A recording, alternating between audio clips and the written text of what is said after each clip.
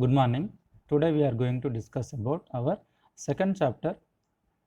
We are going to discuss about what are the hardware components involved in the node, energy consumption of sensor nodes, operating systems and execution environments, hardware components.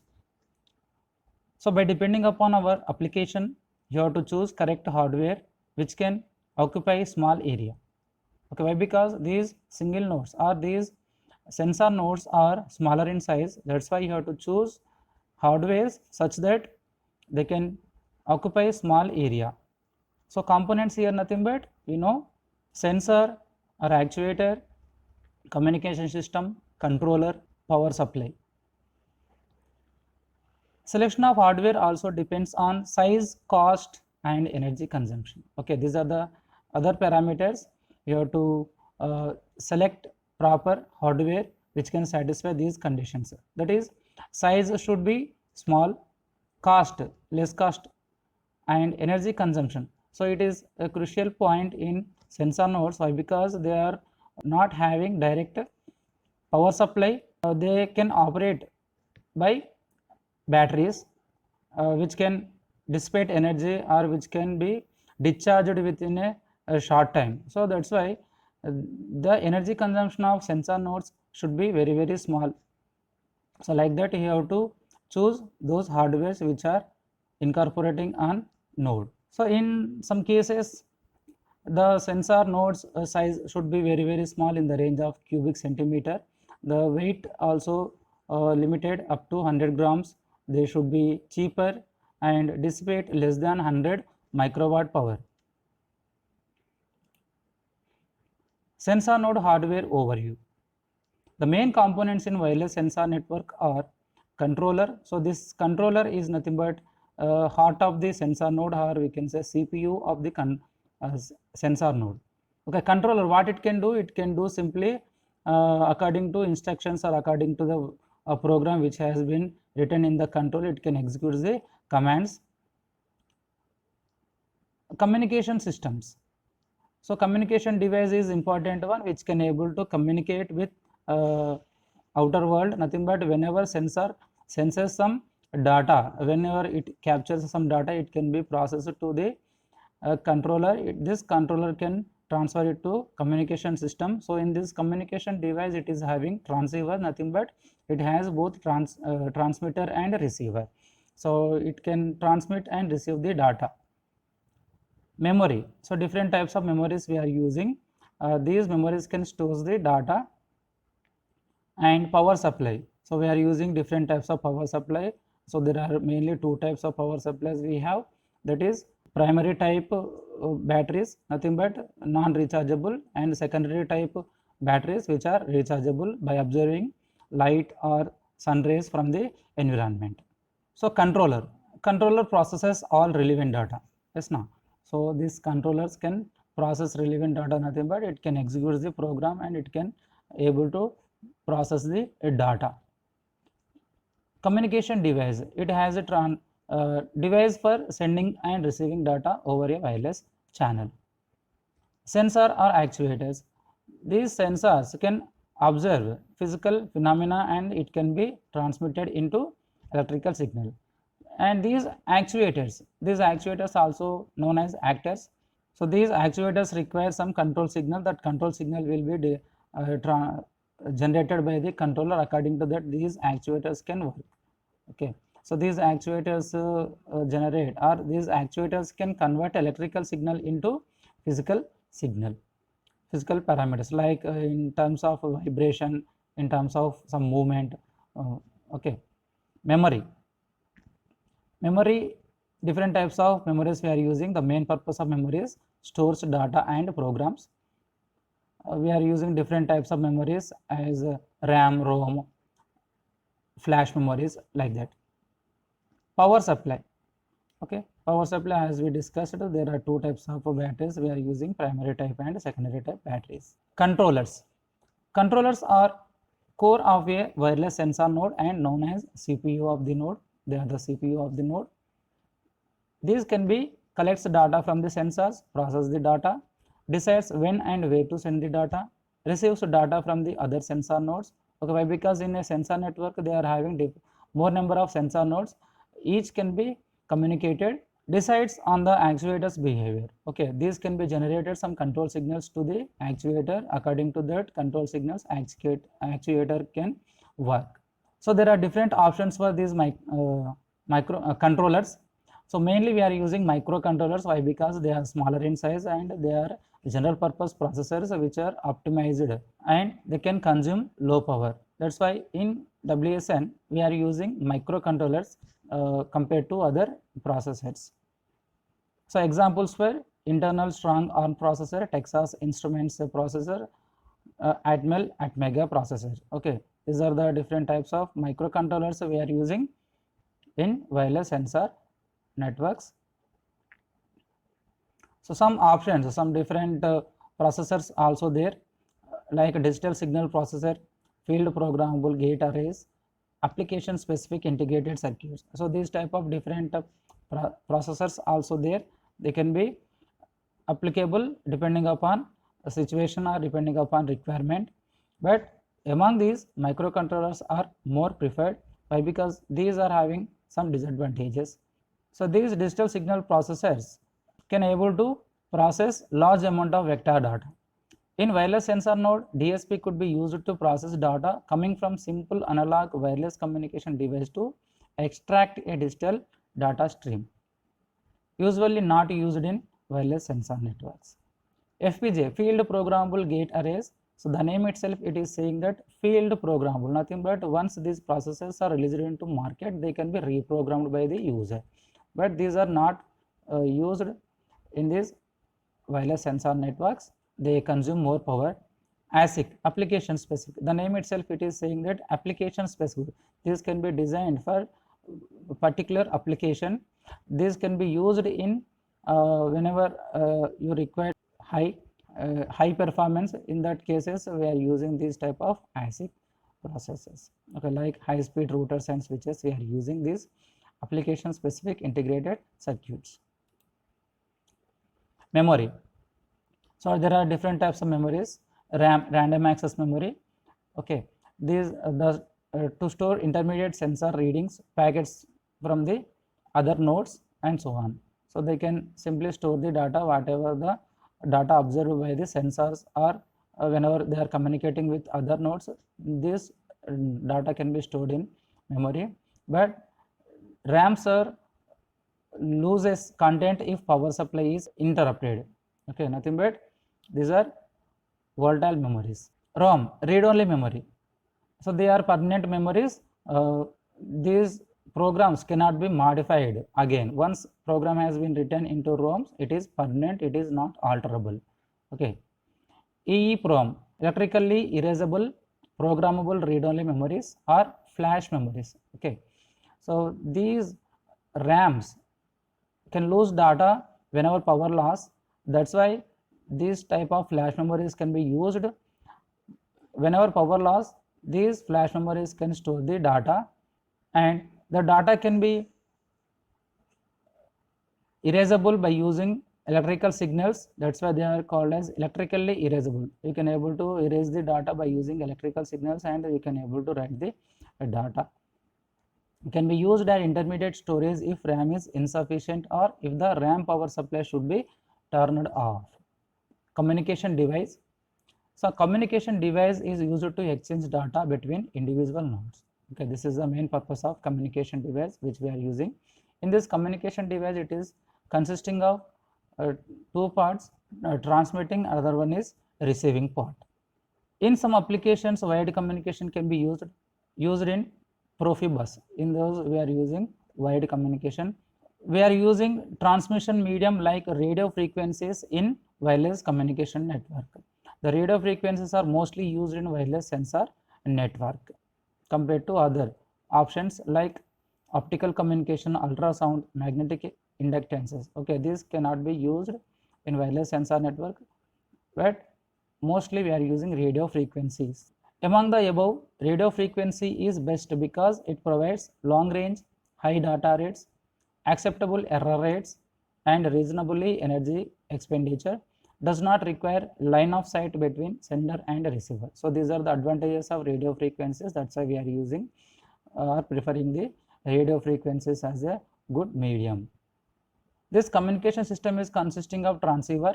So both transmitter and receiver can be equipped in a entity. That's why it is called as transceiver. It converts a bit stream coming from a microcontroller and convert them to and from radio waves. Okay, the purpose of a transceiver is it can able to receive the data from the sensor. Okay, it can receive the bit stream from the sensor and it can able to convert it into radio signals and transmit. Otherwise, it can able to receive the signal from antenna and that data can be transmitted into bit stream, then it will be delivered. Usually half duplex operation is used. What is meant by half duplex? So half duplex is nothing but the transmitting and receiving can be done by this transceiver but not simultaneously. So like for example, if you take those walkie-talkies which are used by the police department or comes under half duplex. Once one person will talk, then other person will listen. After that, he can receive whenever the second person responds. So transceiver, this is the transceiver block diagram. So what it will do? Here bit stream, okay, two-way it is. So it will receive bit stream from the sensor node. It can convert it into radio waves, or it can able to receive the radio waves, then it can convert it as into bit stream. So these transceiver can be operated in different states. So those are operational states: transmit, receive, ideal mode and sleeping mode. So transmit mode, in this state transceiver is active and the antenna radiates energy. Okay, transmitting means it can able to transmit in that mode. Okay, receive, so in this state it can able to receive the data from the antenna. Ideal mode, in this state transceiver is ready to receive but currently no receiving. Okay, it is in ideal state.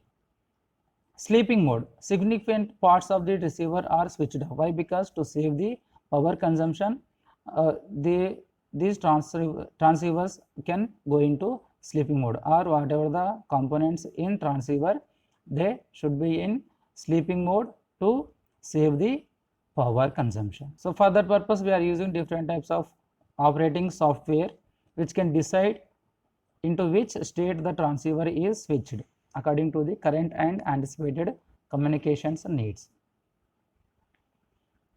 Transceiver structure, okay, this is the complete structure of transceiver. It has two parts, that is radio front end or radio amplifier and intermediate frequency or baseband processing.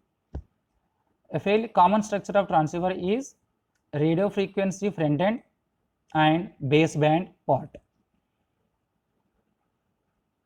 So the radio frequency front end performs analog signal processing in the actual radio frequency band, and the baseband processor performs all signal processing in the digital domain and communicates with a sensor nodes processor or other digital circuitry. Okay. This radio front end or radio amplifier is consisting of antenna, low noise amplifier. So low noise amplifier can be used to reduce the noise which is mixed with the data. Power amplifier and mixers, okay, these two are mixers, and it is local oscillator. This can be used to convert the frequency to intermediate frequency. Between these two parts, a frequency conversion takes place either directly or via one or several intermediate frequencies. Okay. The boundary between the analog and the digital domain is constituted by digital to analog converters or analog to digital converters. The power amplifier accepts up-converted signals from the IF or a baseband port and amplifies them to transmission over the antenna. Low noise amplifier. So low noise amplifier, whenever the data is transmitting, that data will be mixed with the noise. That noise should be removed. So these low noise amplifiers can be used to amplify incoming signals up to levels suitable for further processing without significantly reducing the signal to noise ratio. Local oscillator. So these local oscillators and mixes are used for frequency conversion from RF spectrum to IFs. These transceivers are having some characteristics. Services to upper layer. A receiver has to offer certain services to the upper layers, generally to MAC layer. So these sensors or wireless sensor network follows the protocol. So according to that, the structure is MAC layer. Power consumption and energy efficiency. The power consumption should be very small. They should be more efficient. The simplest interpretation of energy efficiency is the energy required to transmit and receive. So the power consumption by these transceivers should be very small and they should be more energy efficient. Carrier frequency and multiple channels, state change times and energy. So we discussed that these transceivers should be in 4 states: receive, transmit, idle and sleep mode. Okay, whenever these transceivers are switching from one mode to other mode, they should consume less amount of energy. Data rates. The carrier frequency along with bandwidth, modulation and coding determine the gross data rate. Okay, these can be what are the modulation techniques we are using and what is the bandwidth. So according to that, the gross data will be determined. Typical values are bits per second or kilobits per second or megabits per second. So modulations. So we are using different types of modulation techniques like ASK and frequency shift keying modulation techniques. Coding. So here what is the need of coding? So these coding can be used to for the purpose of error detection and error correction. Okay, for that purpose we are using different types of coding techniques. Examples are Hamming code. Transmission power control. Some transceivers can directly provide control over the transmission power to be used. Some require external circuitry for power control. Noise figure, it is one of the important characteristics of the transceiver. It is defined as the ratio of signal power to the noise power. It should be high. Gain. The gain should be high for a transceiver. It is defined as ratio of output signal power to the input signal power and it is measured in terms of decibels. So gain, the value of gain decides the how much amount of signal has been amplified. So more gain means more amplified. Okay, power efficiency, receiver sensitivity, range. The range should be more for these transceivers. While we are communicating, they should send data for a larger distance. And it depends on the maximum transmission power, antenna characteristics, attenuation caused by the environment. There should not be any attenuation by these signals. Carrier frequency, blocking performance, out of band emission, carrier sense and RSSI, received signal strength indicator, frequency stability, voltage range. Okay, some examples of radio transceivers are RFM TR 1000 family, Chipcom CC 1000 family. So different types of radio transceivers are there. You can able to use in these wireless sensor networks. Next, sensors. Sensors can observe the physical phenomena and convert it into electrical signal. There are sensors can be categorized into 3 categories. Those are passive omnidirectional sensors, passive narrow beam sensors, active sensors. Okay, these are the sensor types. So passive omnidirectional sensors. So omnidirectional means in all directions. These sensors do not have a notion of direction. They can observe or they can sense the data from surroundings. For example, if you take fire alarm, Fire alarm, it can senses in surroundings, and whenever it captures the data, it can gives alarm signal. Okay, or another example is temperature. Okay, temperature, that the changes in temperature can be observed by the sensor, then it can able to see the what is the present temperature. Okay, these sensors coming under these passive omnidirectional sensors. Typical examples for such sensors include thermometer, light sensors, microphones, humidity, mechanical stress, and so on.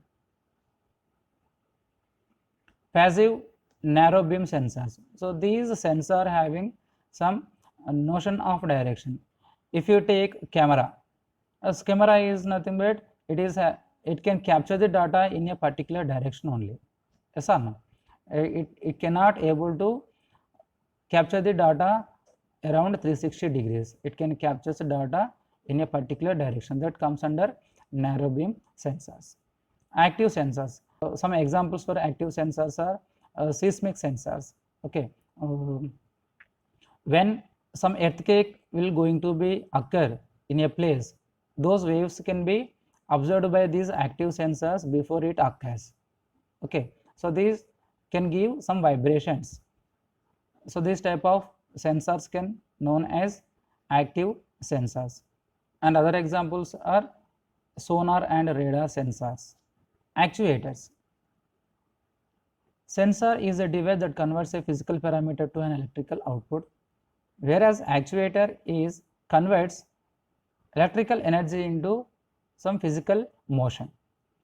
Okay, for this, if you take your car can be locked and unlocked by using your key. Yes or no? By pressing a button on the key, you can able to lock. By pressing the unlock button, you can able to unlock.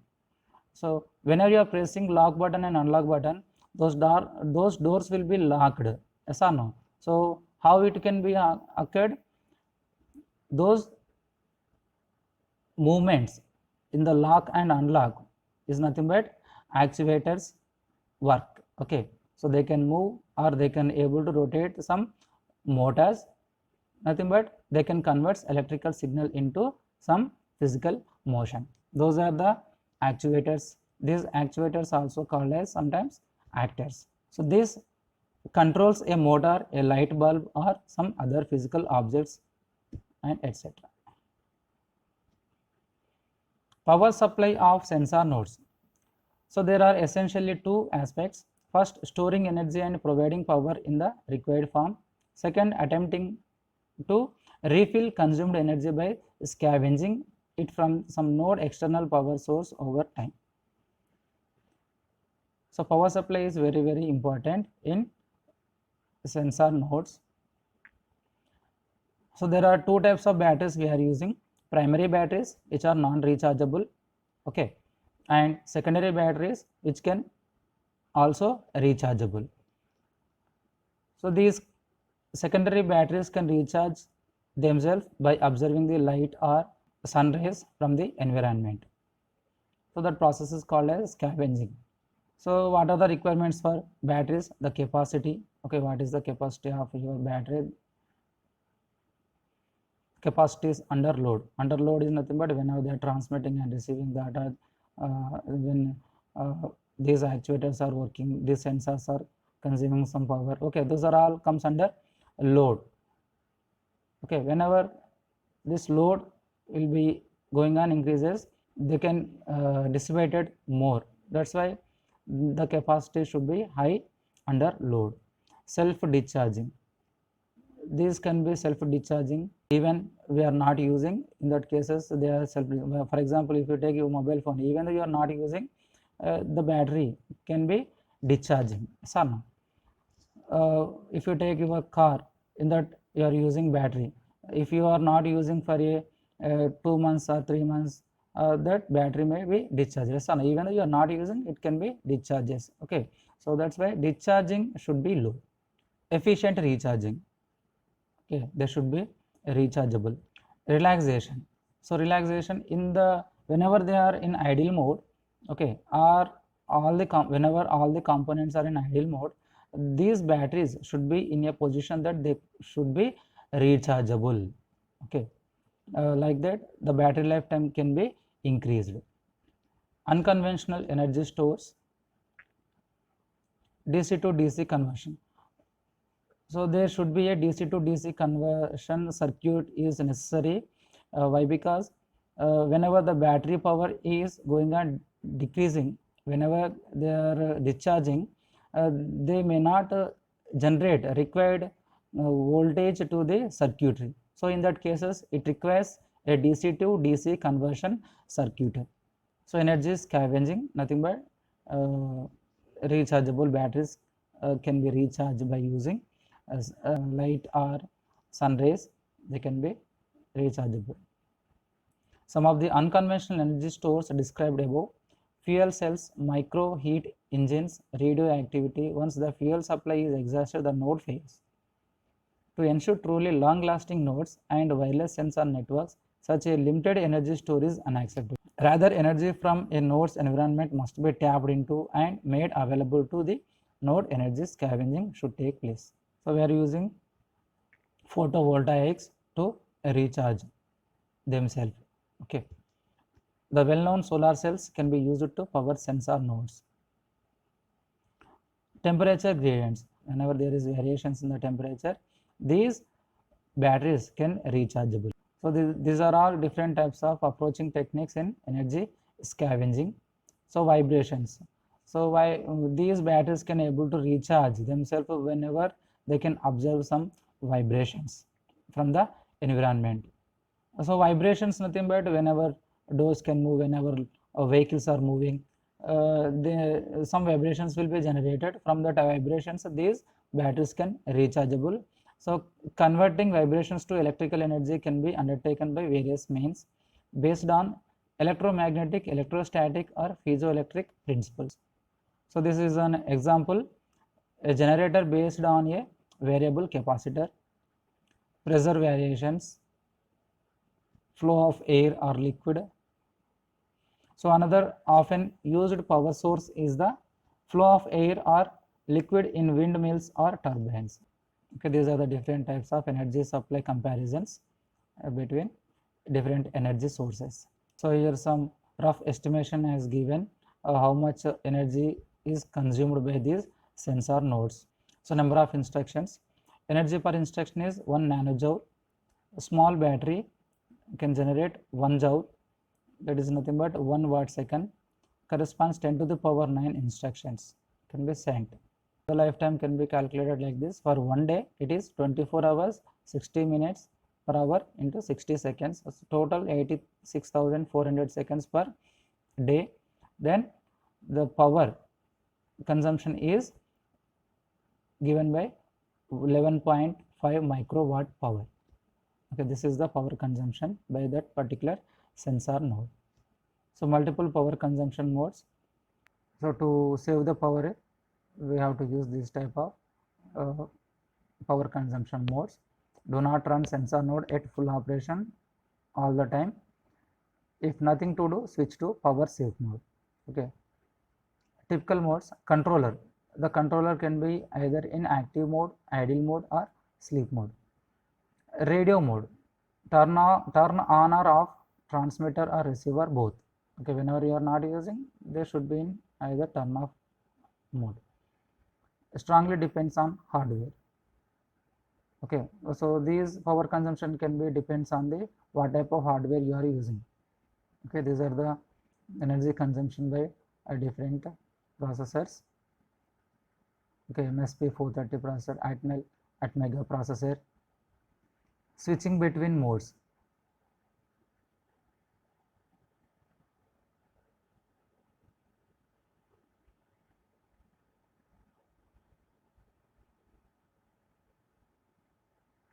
Okay, operating system challenges.